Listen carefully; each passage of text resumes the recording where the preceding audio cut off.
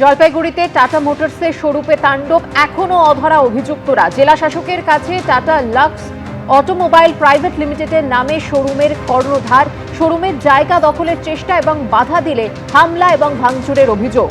কোনো পদক্ষেপ না নেওয়া হলে বন্ধ করে দেব সমস্ত কারখানা। তাণ্ডব নিয়ে মুখ্যমন্ত্রীর হস্তক্ষেপ চান টাটা শোরুমের কর্ণধার।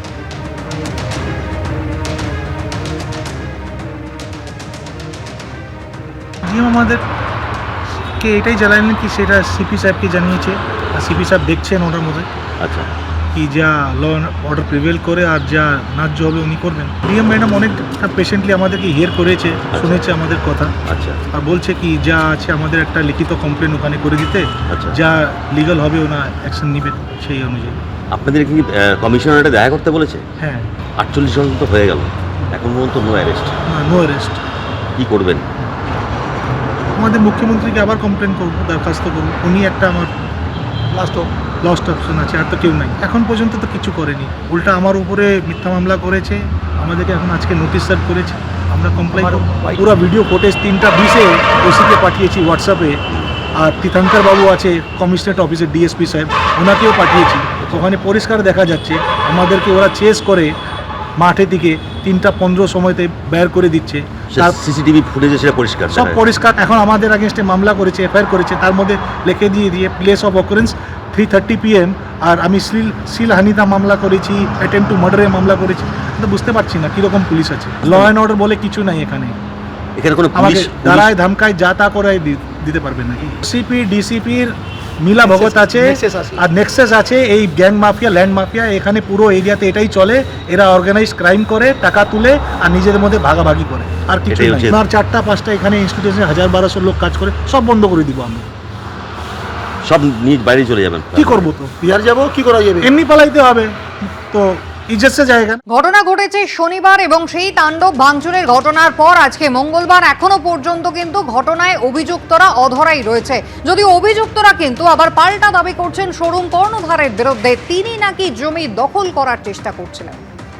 আমাদের লোকগুলা কাজ করতেছিল, তা আমি বাড়ি গেছি খাইতে। খাওয়া দাওয়ার পরে দেখতেছি বিশাল অনেক লোকজন নিয়ে ঢুকে গেছে, গাড়ি ঘোড়া নিয়ে।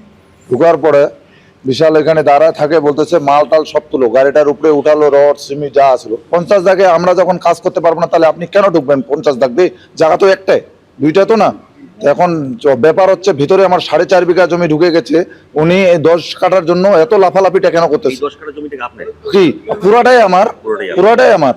আমি 12 থেকে জমিটা ধরে আছি, এখন 26 চলতেছে।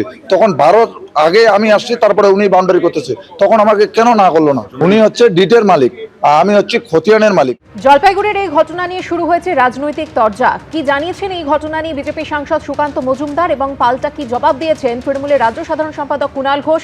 দেখুন, সব জায়গাতেই শিল্পপতিরা এইভাবে আক্রান্ত হচ্ছে, কারণ শিল্পপতিরা এই জন্যই এই রাজ্য ছেড়ে চলে যাচ্ছে।